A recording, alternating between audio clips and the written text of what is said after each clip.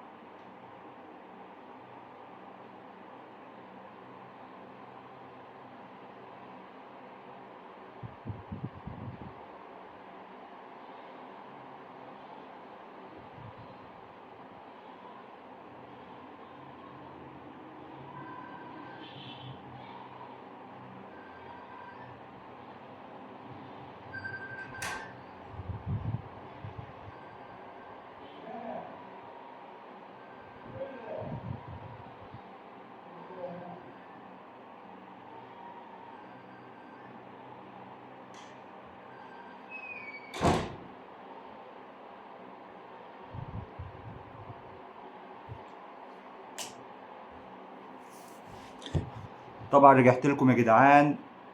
الفيديو طول مني للاسف، معلش جدا جدا. بس ان شاء الله بالتوفيق ان شاء الله للمنتخب الاوروجواي، منتخب الجزائر على اللي قدمه. وبالتوفيق ان شاء الله في مرة تانية لما نشوف المنتخب الجزائر احسن من كده ان شاء الله، وننتظر منه اداء يكون افضل من رائع. لان بصراحة المنتخب الجزائري يستاهل اكتر من كده، يستاهل يعمل حاجة السنة دي في كأس العالم.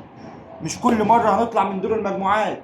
عندنا المنتخب التونسي، وعندنا المنتخب الجزائري، وعندنا المنتخب الأردني، وعندنا المنتخب العراقي. 4 منتخبات يا جدعان مهزومين من أول نسخة. ومهزومين إيه يا ريت يبقوا مهزومين حتى فرق واحد.